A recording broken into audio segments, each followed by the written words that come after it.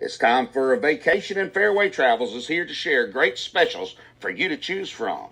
Discover the charm and features of one of Sandal's 16 all-inclusive, luxury included, adults-only resorts, or a family-friendly beaches destination in the Caribbean.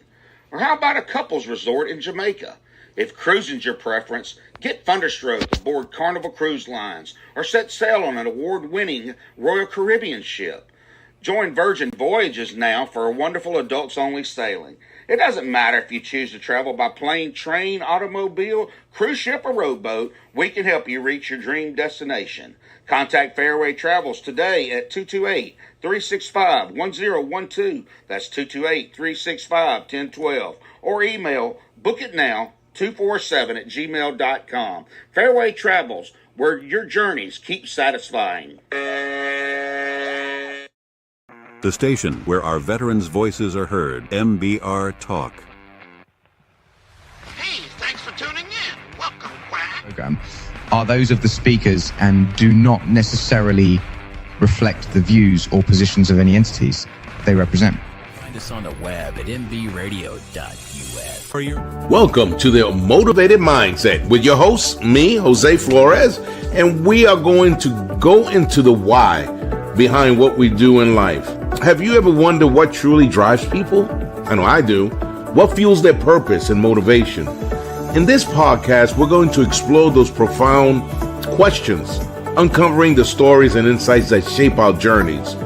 Join me as we navigate in the depths of human ambition and uncover the secrets to living a fulfilled life, purpose, and driven. Let's get motivated. Thank you.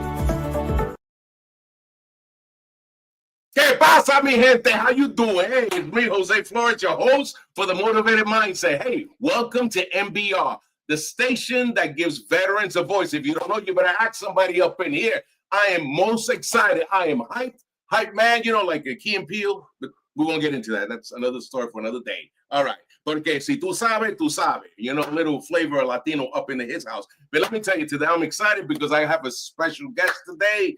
And it's going to be fabuloso, you know, like Boogie Down Bronx, because that's where she's from. I was there till I was 10, but that's not for me today. Anyway, but we're going to bring her in. Her name is Gloria. Let me see, because I got a Corsino. Yeah. Because you know me and my accident, you know, I got some issues I got to work through. But anyway, she is a Bronx powerhouse, you know, a dedicated mother of 3, former president of the Citywide Education Council of District 65. Maybe I said that wrong. 75, because, you know, I Spanglish. I throw that in there and I'll be all messed up. And people say, I thought you said 65 and you really meant 75. I know. Just work with me. And the thing is that she's a fearless advocate for students with special needs and families in transitional housing. She worked hand in hand with NYC DOE, you know, and she's going to tell you DOE because I may have something else, and community organizations, government leaders to champion the needs of underserved families. And she has a motto, you know, like the Army has like, Hoorah, if you don't know, well, she has one too. He said, advocacy does not need to be adversary. Isn't that awesome? Thank you, please. Hold the applause. Okay, so without further ado, I know I took Shakespeare, but not today. No Shakespeare today, because I didn't even understand what they were saying. They get dao, que sé yo. I'm like, yo, when is the cuchifrito going to be done? No, el pernil. That's all I want to know. But, you know, but hey, without further ado, see, I threw that up and say, oh, I did that. Let's make this happen.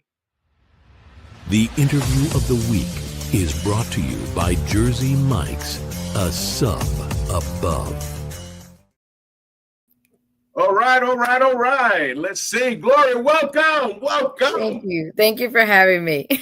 Yes. All this and a paycheck too, man. It is so good to have you. And I see that you're chilling out there in the Grand Canyon and looking all good back there and everything. I know, I love it. I am digging it. You know, absolutely. When I saw the Bronx, we lived in South Bronx till I was like 10 years old, and then we moved to Brooklyn, you know. Okay. But when I was there, it was like the late 70s and the 80s. Se estaba quemando. That means burning for my American peoples. Yeah, it was crazy, you know, because my dad was a super there. But before we get into me, because it ain't about me unless you want it to be. Actually, be a rapper. Anyway, tell us who Gloria is and where she's from and, you know, roots and all that stuff. So I'm originally a Hell's Kitchen baby. I was born in Mm, Hell's Kitchen.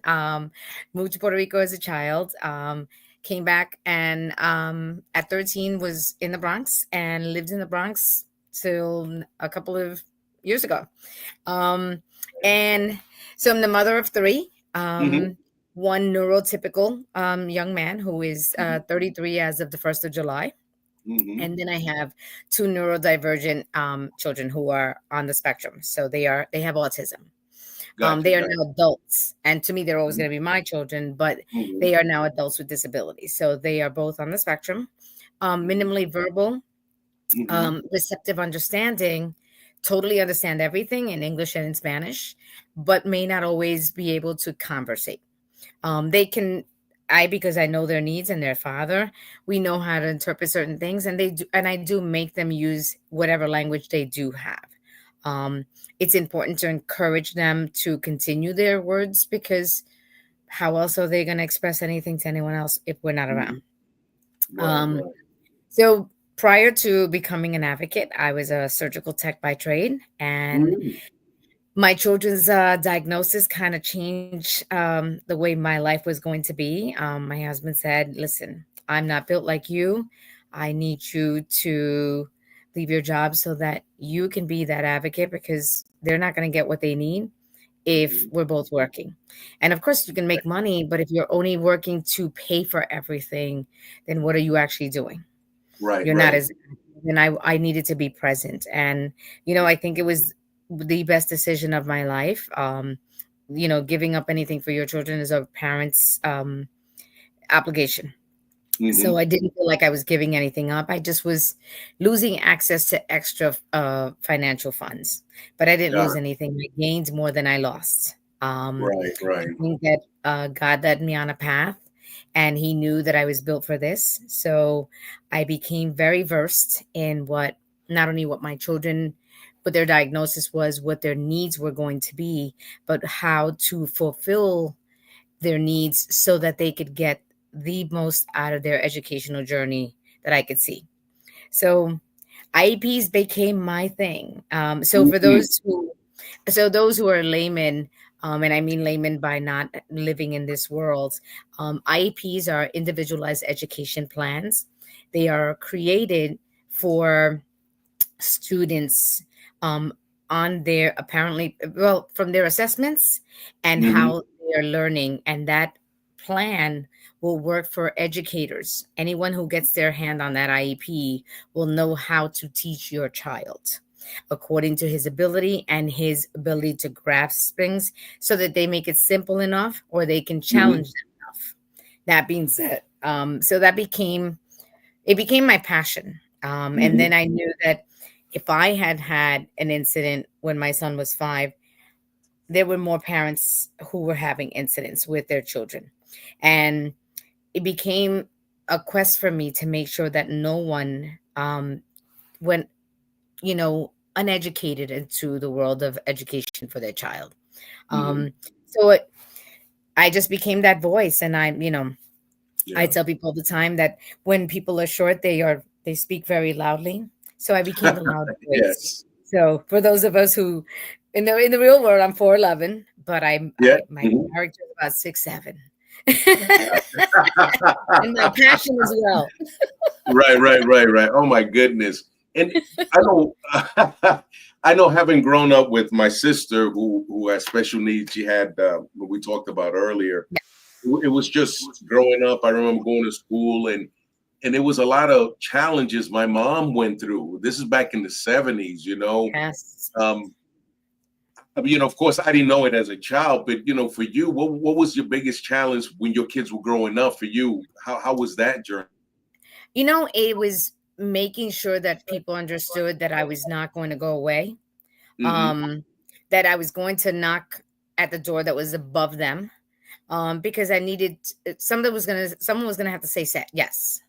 Right. Um, and I tell parents to this day, when you get that IEP, the first time you read it with a box of Kleenex because you'll be crying because Hmm. everything, all the wording that is put into that IEP is to justify a service.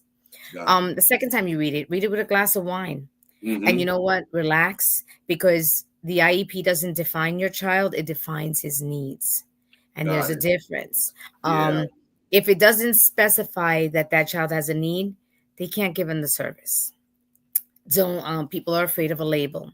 I tell Mhm. parents that labels are for handbags and shoes. They're not for Yeah. humans. Yeah. That is an identification. It is a classification for education. And what it does is it allows people to know that this person has this disability. That doesn't mean that they're disabled to understanding, that they're Mhm. capable of more things than we actually give them credit for.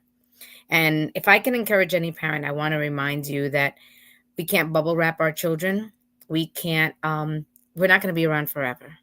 And if Yeah. we don't start inspiring them to be their self advocates to whatever degree that is available, or lining up those people that will help our children when our journey is done, we've done nothing. Mhm. Don't baby them. They don't need to be babied. They are better manipulators than they are Right. most Right. kids. Right. And you know, Jose, you and I talked about this. You know, Yes. my younger son just came back from camp. And Okay. ironically, his he was away, and I was like, "Oh my God, what a pleasant relief."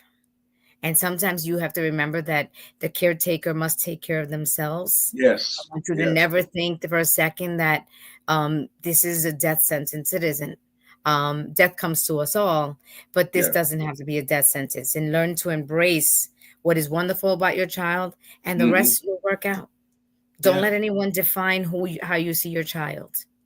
You know, they are still your children. They don't look any different than when you knew before you knew that what they had.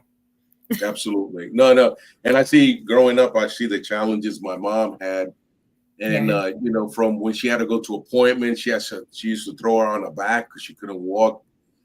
Taking the trains, all these different meetings she had to go to just to get money Yeah. so she can go and get things. Yeah. So and now it's ironic because now my sister is the one taking care of my sister and my mom. That was Latinos, we're like that. That's a big thing. Exactly. And the challenges are still there, but it's gotten better since when my sister was smaller. Now she's doing a Yeah. lot better. But I know, but Yeah. was that the thing that led the fire underneath you to advocate? Because Do you know, I'll be honest with you. yeah. My son had gone through early intervention, which is the first steps when you're early enough in the game. So from 0 to 3 years old, your child is entitled to early intervention services. So Mhm. that's prior to school. So they'll come into your home. They'll give them the related services that they need, like physical therapy, occupational therapy, specialized instructions like ABA, applied behavioral analysis. Mm. And my sons had those services. They went to a preschool. So they went to the Committee on Preschool Education. And then when he went into the New York City DOE, which is the Department of Education, Mhm. I have another, little slang that I call them. I call them Department of Evil, but that's just me. Sorry. Okay, okay, There okay. can be some evil decisions that are made and not always in the best interest of children, Yeah. unfortunately. But when Stephen was in kindergarten, Stephen is my first child with autism, and Hmm. he is my middle child. So he was the first child that I had with a disability. So he Okay. was my learning curve. And Stephen had occupational therapy on his IEP. And I Hmm. missed the fall conference meeting, the teachers, because I had the flu. So when I went to the spring report card and I asked his teacher, I never got to meet his OT. And she says, "Oh, Stephen doesn't get OT." And it had become my habit to carry a copy of my son's IEP in my Hmm. bag.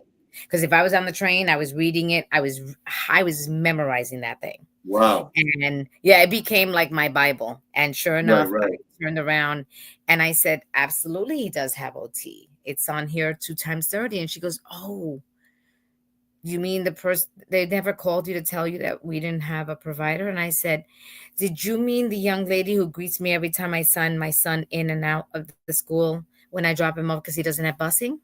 And Hmm. she goes, "Yeah." And I said, "No, she never did." So my son went literally 6 months into the school year with no OT.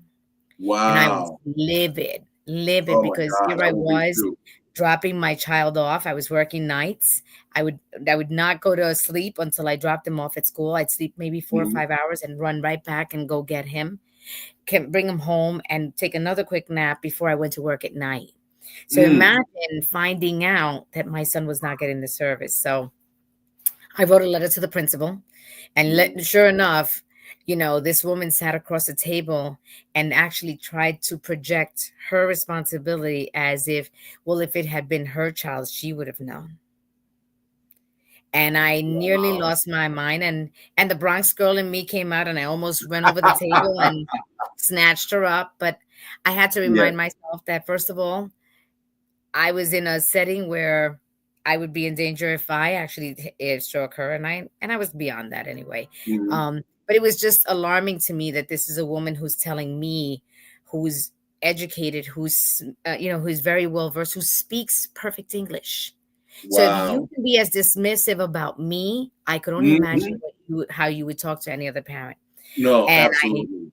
so I made it my business, Jose, to make sure that I actually wrote a letter.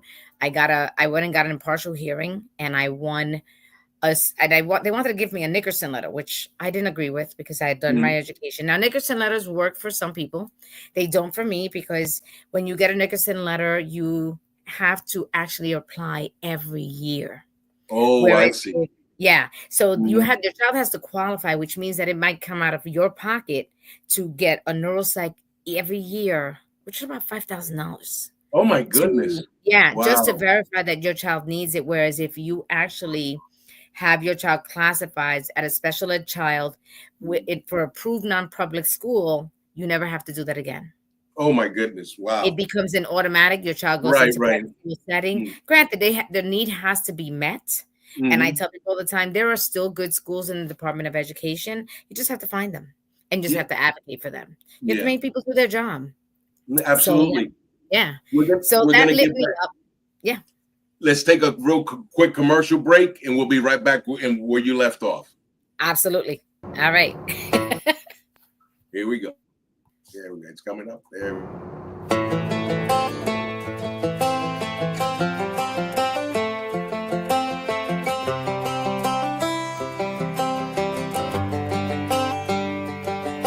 It's the guts and it's the glory. 100 stripes, 100 stories. It's the Pledge of Allegiance on the 4th of July. It's them handwritten letters from home. It's them sleepless nights alone. It's his newborn baby he left with his wife. Mr. Red, White, and Blue, lay down his life. Mr. Red, White, and Blue, for these stars and stripes. Hey.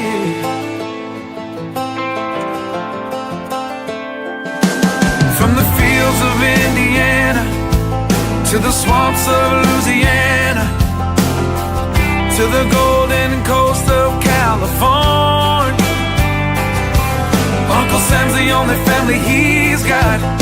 His purple heartbeat won't stop, and his 18th birthday was the day he was born. Mr. Red, White, and Blue, lay down his life. Mr. Red, White, and Blue, for these stars and stripes. Mr. Red, White, and Blue, stand on the front line. Mr. Red, White, and Blue, pay the ultimate price. Oh.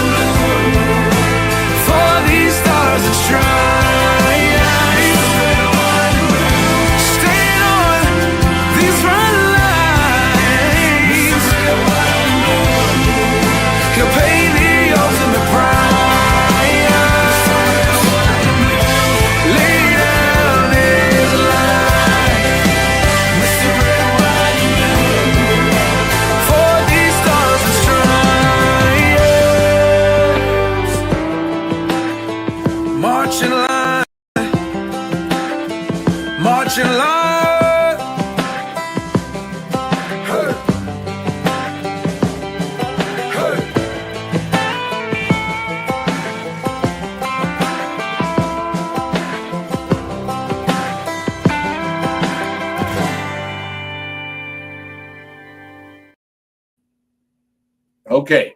Did it freeze, Gloria? Did the thing freeze? Yeah, I was seeing the video. All right. Yeah. By Yeah. the way, Okay. Jose, Did the video thank you for freeze? your service. um, absolutely. So, getting back to No. My pleasure. My pleasure. absolutely. Yeah, we were having some technical difficulties, so I was trying to fix it. All right. All right. So So yeah, going when back we to left off where, on yeah, you were talking about that yeah. the Nickerson letter, and I was talking about the IEPs and how it actually, it actually doesn't. It transcends, and you have to make sure that you get that for your child. That being said, I was able to get Stephen and his brother Alex a seat in a public school together. Mm-hmm. They've had all their educational journey was together, and I wanted them to have it together because they live together, and because of their disability, sometimes they didn't associate with each other, and I needed them to at least engage, riding to school together, making sure they saw each other in the day, and they had a connection. So Stephen and Alex are Right. no longer in school; they're now adults, but I've met some amazing families, people who became friends first and then became family. Um, and some of them are on here listening, so they know that they're family to me. Hopefully, yeah. Because families are made in bonds and never in blood. I believe that firmly. Yes. And I'm blessed that I've had people that I can lean on who I helped at one point, and then they ended up helping me. Sometimes that's Mm, just the way life works, and it's amazing. And yeah. we cry each other's tears out. We feel each other's pain, but you know what? We also motivate each other to make sure that we remember that this too shall pass, that Yes. it doesn't Yes. rain every day, and that it eventually stops raining. And we have to start looking for more positive Mm. linings in We the have a things that we question from a go ahead. yes. Let me see if I can bring this question up. Let me see if I I can see bring it. it up. If it shows up on the screen. There's a question right I there. see it. Yeah. All right. So, well, I think that one of the toughest things about being in the military, with a special needs child, maybe that you have to be relocated to different bases and sometimes in different countries. And it's tough because Mhm. change is hard for our children. Very. Even changing a room color can Mhm. be drastic for them. Yeah. I would hope that at some point we can be a source to the military to kind of work with those families of those soldiers and enlisted members who are, you know, stepping up to protect our country, where the needs of their family are looked at as well as the need for them to be somewhere else, how it affects the family as a whole.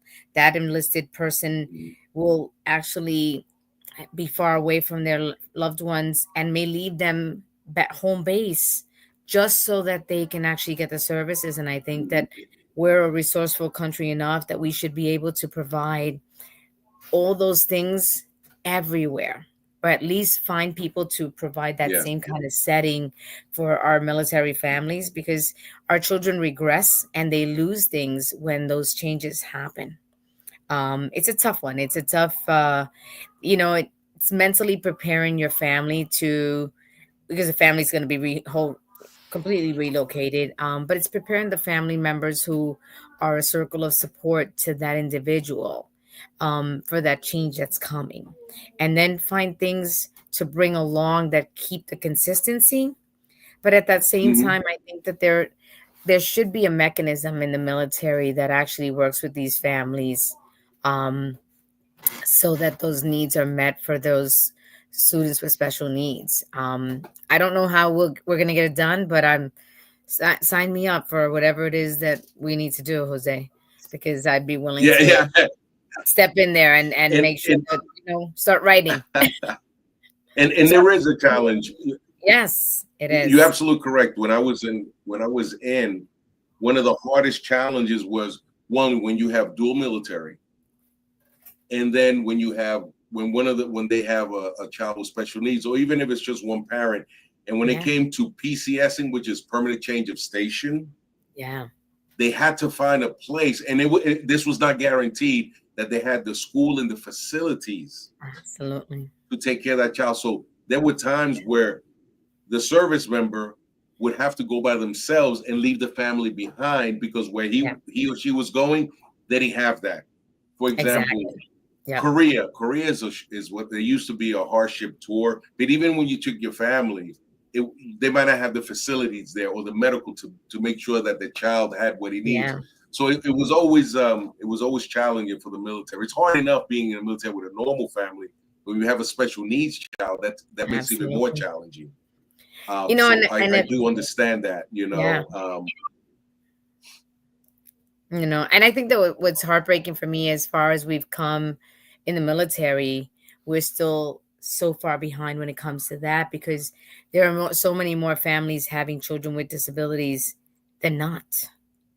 And you know, it's like you said, you know, there are career soldiers who don't want to give up their career because they like what they do in the military, and sometimes they may have to step away because they don't want to be absent from their family. At the same time, you know, they want to be close to family, and it's a hard decision. It breaks. It comes between a lot of marriages because it's hard for the parent who stays behind to be the primary of everything, you know. And like I said, I would hope that, you know, the military starts looking at the psychological portion of how it affects that military family, because when a soldier enlists, his whole family does. They're going along for the ride. Yes. And even if they're not in the military, they're going along for the ride. You know? So it's a tough one. And we definitely need to start looking at how we can write to our legislative officials to see, especially on the Judiciary Committee and the military side, you know, so that we can actually start making change that will make our soldiers feel that even if they're sacrificing time, their family will be okay. You know, losing them to go somewhere else, like you said, a change station is a tough enough adjusting. You know, you hear that whole term, military brats. And I think that the brats acted up because they were constantly being moved. How else were they going to act? They didn't have any roots, and they needed to have some. You know, so it's a tough one. It's commendable to the enlisted soldier, but it's a tough one for the family as a whole. You know. Now I have a question for you, Absolutely. Jose. You held many leadership positions. Yes. So I have a question for you. Did you see the rate of divorce? The rate of divorce escalate for families who had special needs children who were constantly moving? Yes, I did. Divorce rates in the military are high enough, but it was even harder with a child with special needs. So yes, it was high up there, and then especially when the service member is deployed for a year. Yeah, that's hard. It's not fun. Yeah, and then they come how do you back. maintain the connection? Things have changed, and you know, it's a lot easier now with cell phones and what you call that FaceTime, but it's still hard because that service member is not physically there. Yes, absolutely. So, absolutely. Yeah, it was hard. So let me tell you how I catapulted into leadership. Good. So I actually learned before there was education councils, there was school boards. And thanks to Michael Bloomberg, he fired all the school boards. He found that they were too corrupt, that they had, you know, they were controlling things. And what they did was they gave that power to parents. And the parents became elected officials because you had to be voted on. And you actually had to take a swearing of oath. And even though it was voluntary, it was still a commitment. So I actually so that council is made up of 9 members, 2 public advocate appointees on the citywide, and 7 elected parents. And what those parents do is they have access to administration. they have access to ask questions, to make changes, to bring up, issues that they're encountering with families. One of my biggest pet peeves was busing. I hated the fact, if a child had a special medical accommodations, it took so long to process that need. And my sons have asthma, and one of them has seizures. I remember seeing us for summer session because students in District 75, which is what you were talking about earlier, Jose, District 75 is a district that only exists in New York City schools. And it's where the most vulnerable of disabilities go to get educated.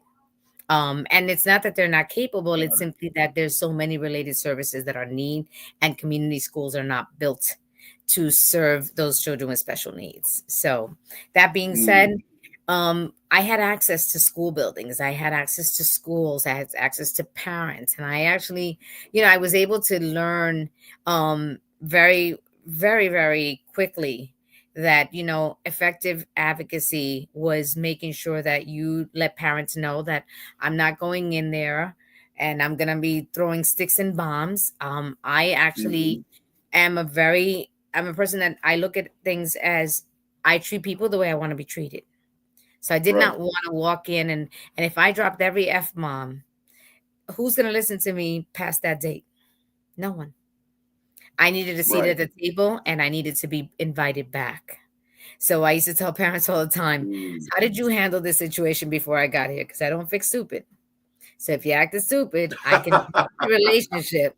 I did. I was very, and I could say these things since I was a parent. I didn't work for the DOE.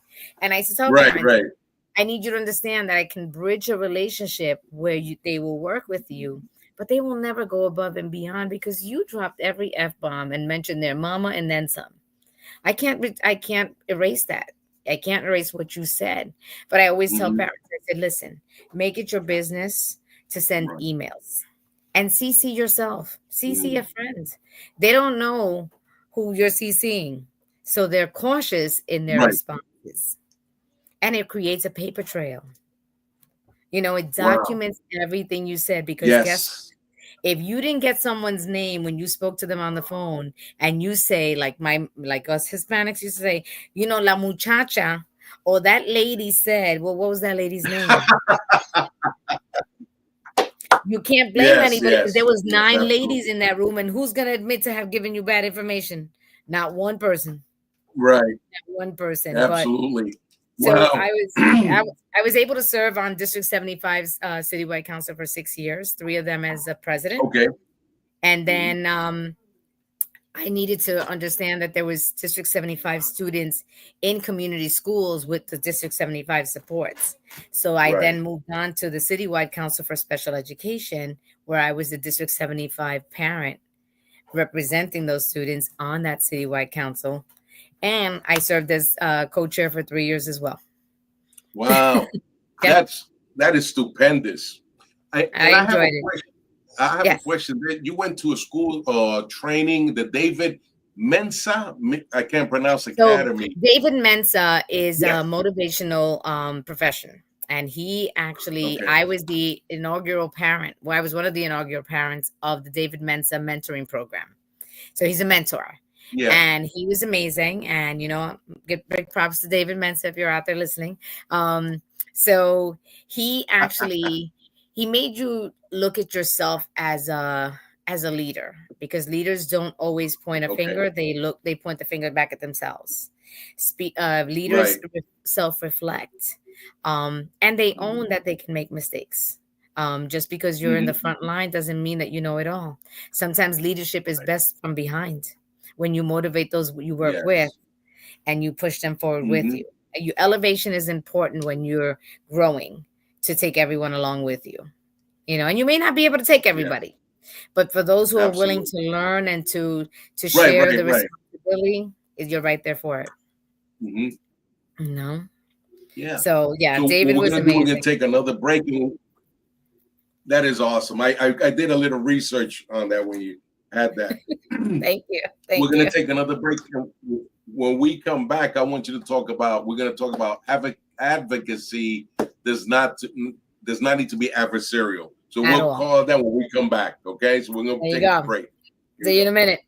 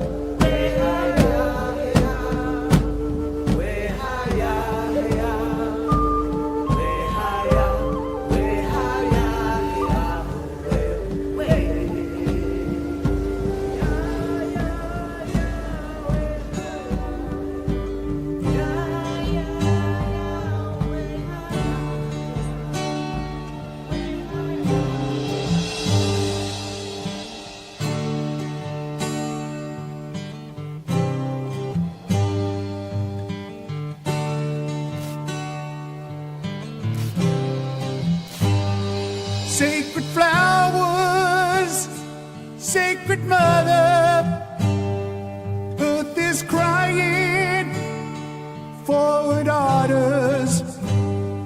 Sacred flowers, sacred mother, earth is crying for her daughters. Where have you gone? Who took them from us?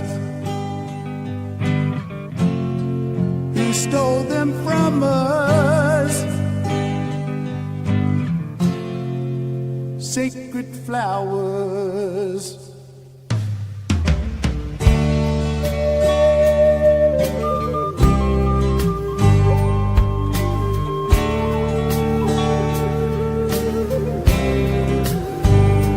Sacred flowers, sacred mother, earth is crying for her daughters. Sacred flowers, sacred mother, earth is crying for her daughters.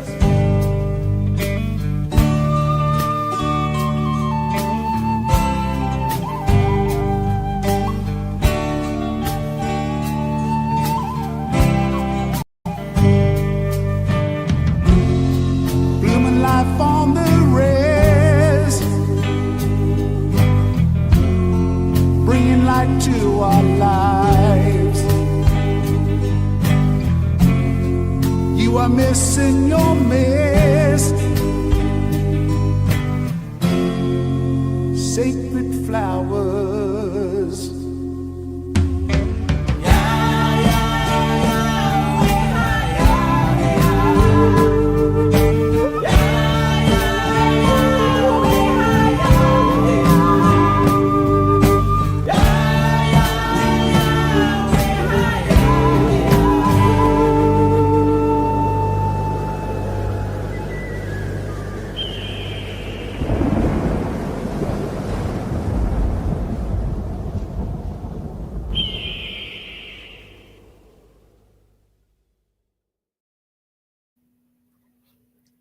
We back.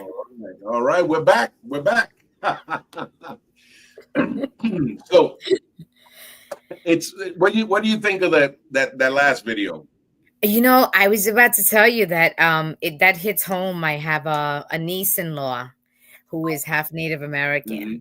And, you know, there are so many Wow. stories of indigenous women who are, you know, murdered, raped, you know, and silenced, you know, on the reservations and not and even off the reservations. And it's a tough one to watch, you know, and it's amazing to see those women fighting and standing up. And those are advocates.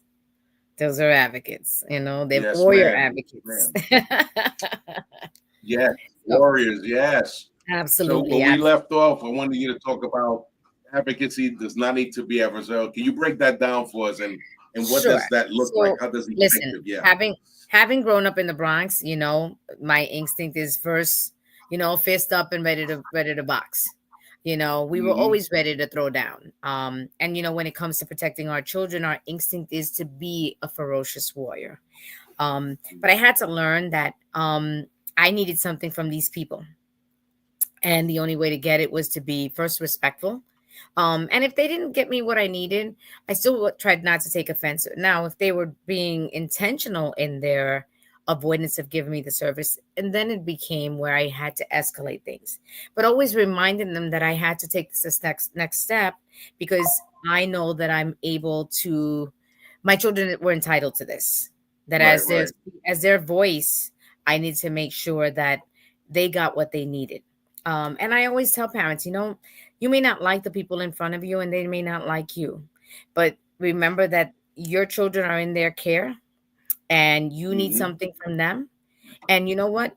Please also remind us that our children learn what we teach them.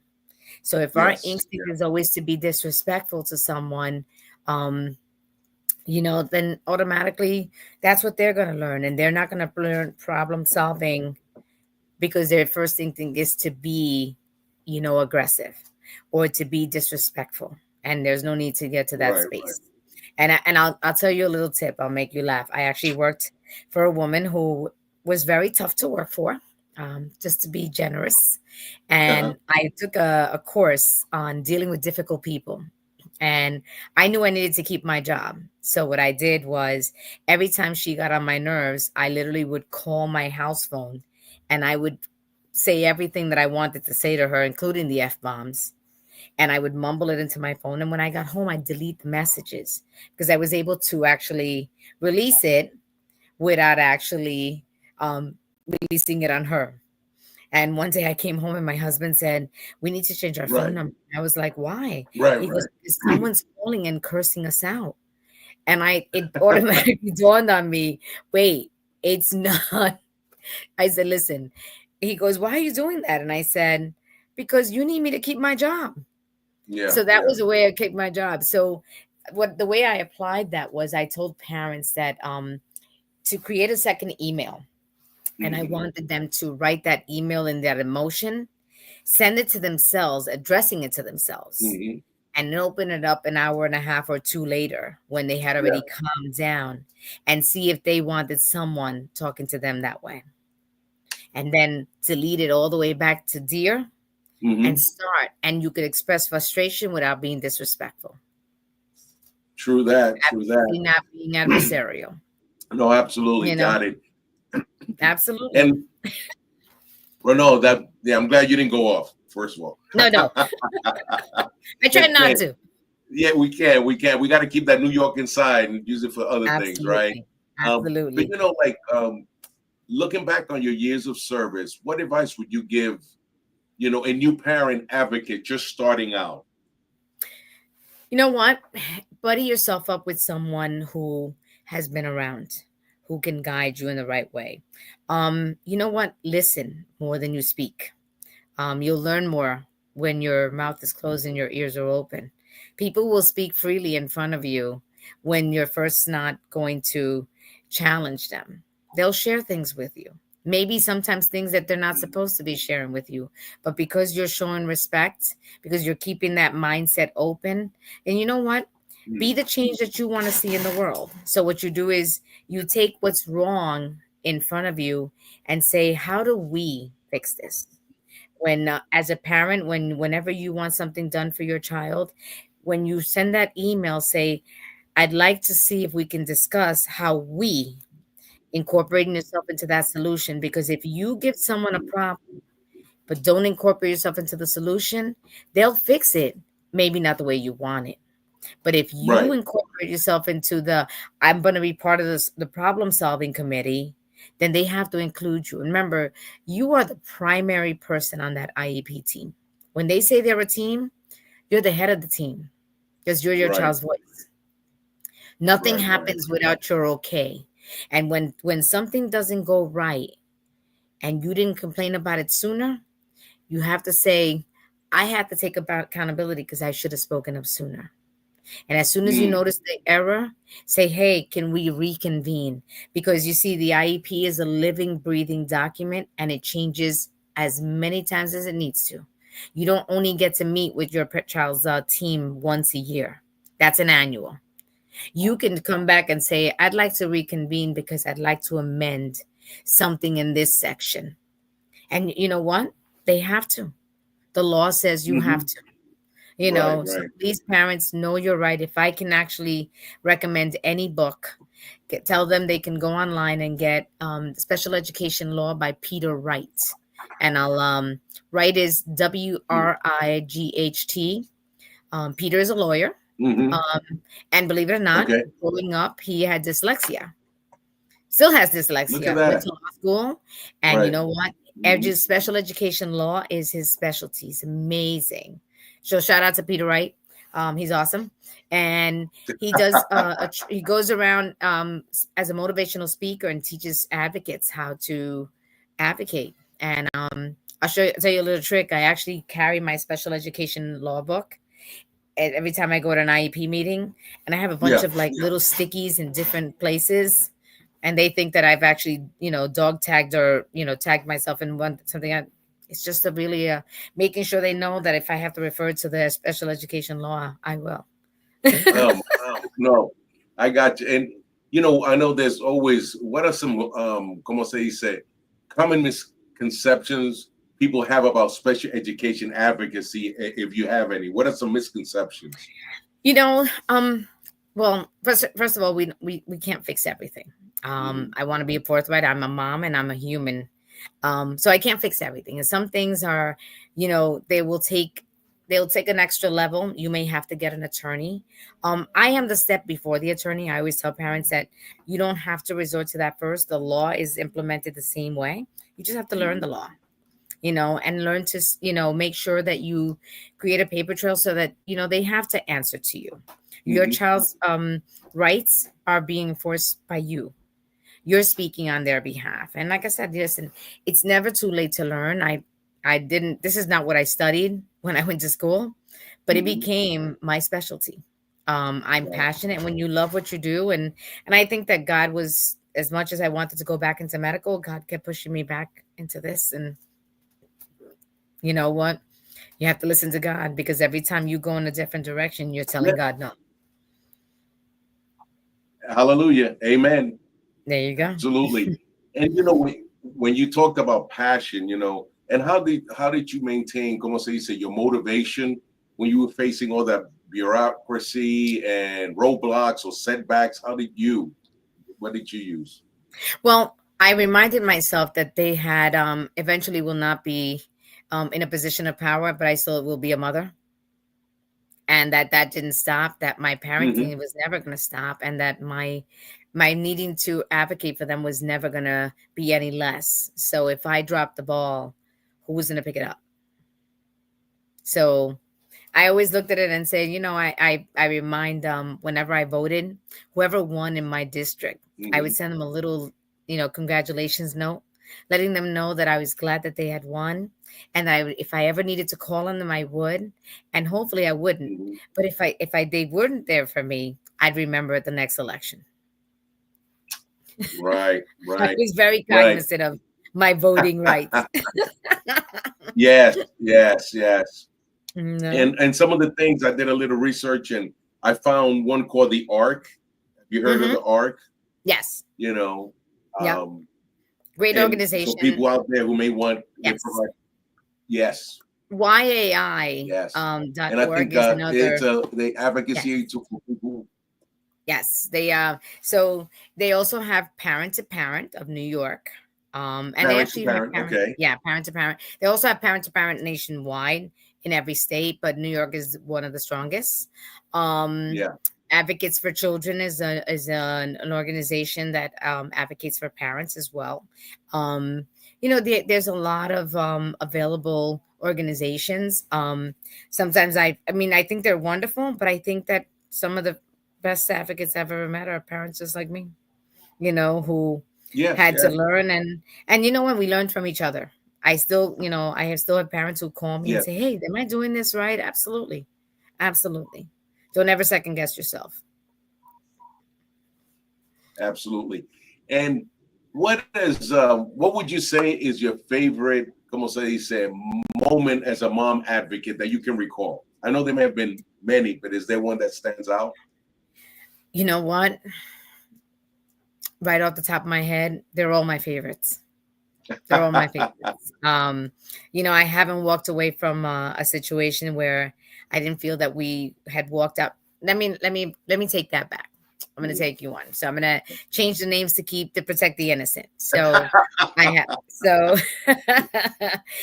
I have my consumer or the student is named Eleanor.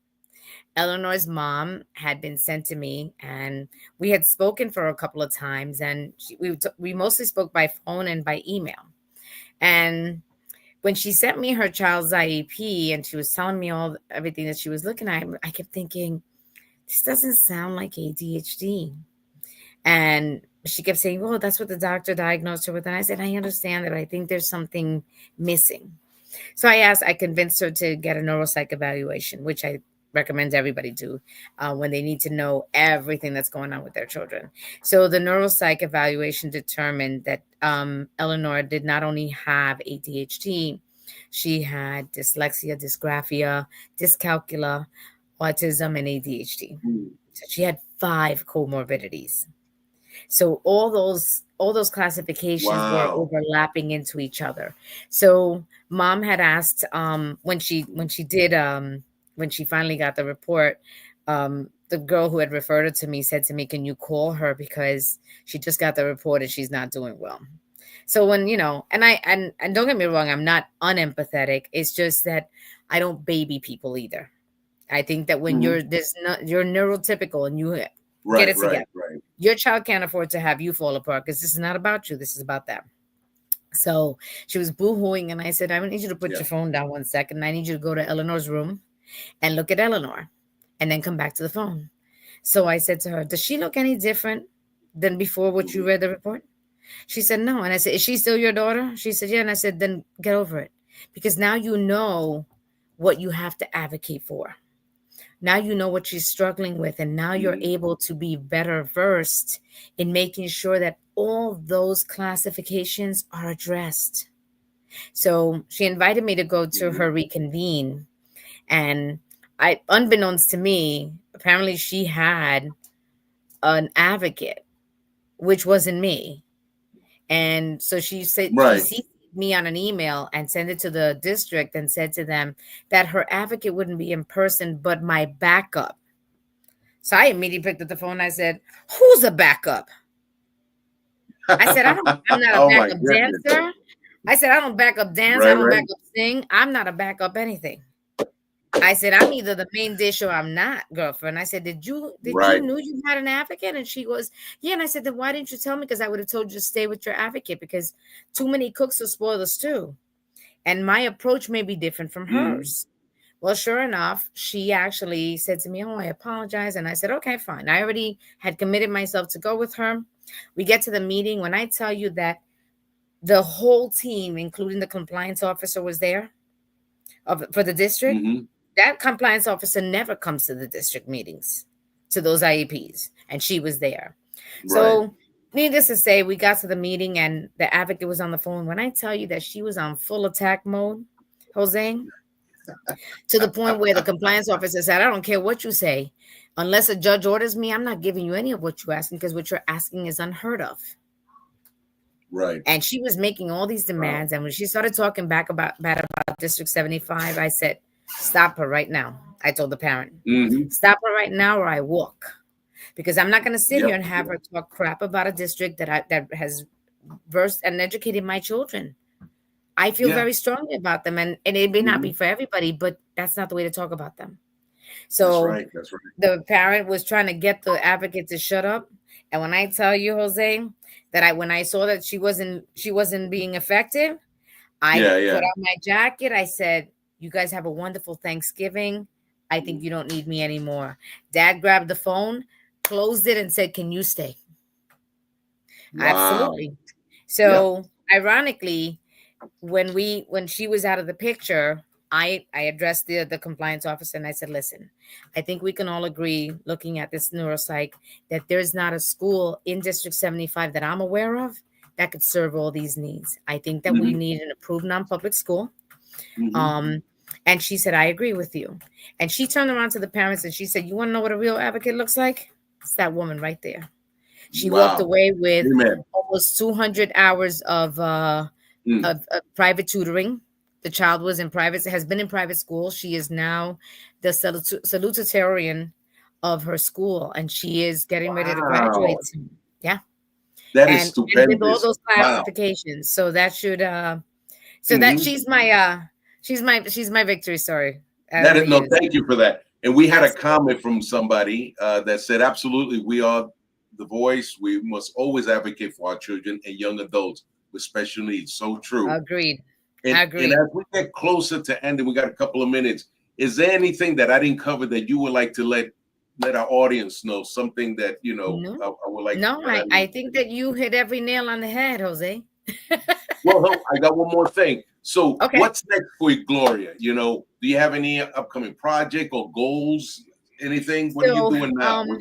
There's something I've been working on, and I'm not, and it's not that I don't want to share it. It's that I want to keep it under wraps, so that it becomes fruition. But I will keep you along, and when it starts getting in that middle of that way, I will certainly come back on here and make sure that I reach out to your audience, because I think that reaching out to other audiences and having them support it, I think it's important. It's really about our children's interaction with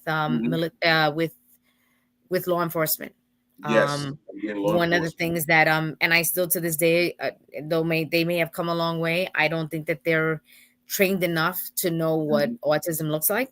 And some behaviors may look emotionally disturbing. They're not. Language is when a child can't speak, he's frustrated, and the language is the voice of those who cannot speak. Yes. So they're aggressive, not because they want to, but because they're frustrated, not only with themselves, but because you're not getting the message that they're trying to relate.